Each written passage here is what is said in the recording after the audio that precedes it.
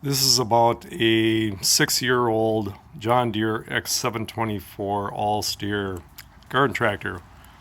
And about 2 years ago, I had to have the fuel pump replaced, so John Deere said.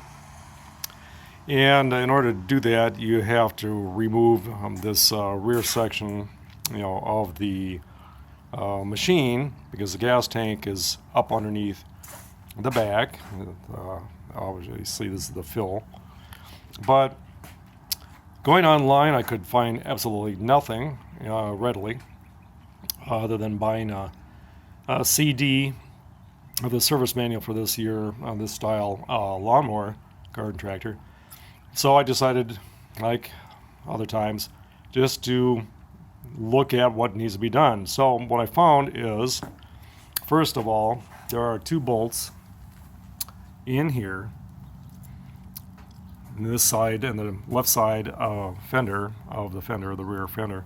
There are 2 bolts that have to be taken out, and then there's also you can't see it, but right in this section here, there is, right here, up in here, there's a J-shaped hook that has to be loosened in order to, and swung free from the left side of the gas tank.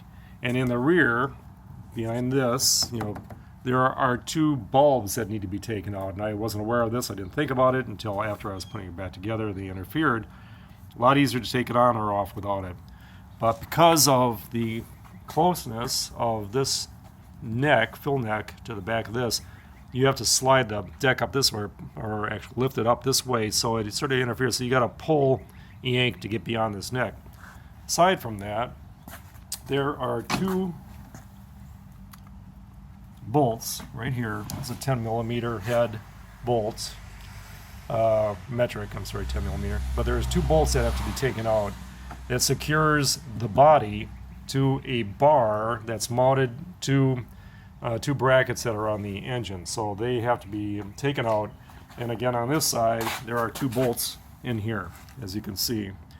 So when you take those 2 bolts out on both sides, so there's 4 bolts there, there's a J-hook bolt, and then there's the 2 bolts that secure the body to the frame. Then you can lift the body up and off. The reason why I did that was because the machine had been idling rough after I filled it with gas. Gas is only about 3 months old, and I think the last time I got it was at Sam's Club, possibly. It's one of the few places I go to, Murphy's and Sam's, when I'm driving by in town. So the gas had been sitting about 3 months. I put about 5 gallons of gas in this, and this is what happened about 2 years ago in the spring, and I didn't use stabilizer. But it supposedly, according to the mechanic, the John Deere dealer that I took it to, said that my gas tank was half filled with water, which I find incredibly ridiculous. But either way, you throw caution to the wind when you take it into a dealer.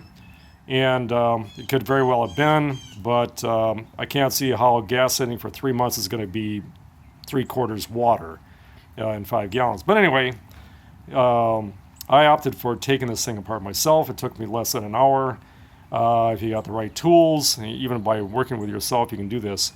But inside here, there is a fuel filter on the right side of the machine.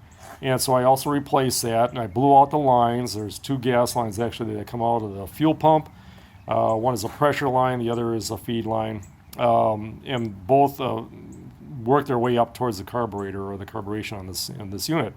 So I replaced those. And the biggest drawback to this, it wasn't getting to the gas tank and everything else, but it's the fact that the pressure line's got 2 U-shaped plastic clips instead of a regular hose clamp. So I had no choice but to go to a John Deere dealer to get a 51-cent part, 2 of them, so that I could reuse them, because with the age, they're tiny, they're thin, and they're brittle. So make sure before you start, you got a filter, you got clips, and then you can take apart this machine and put it back together within 3 hours' time. Thank you.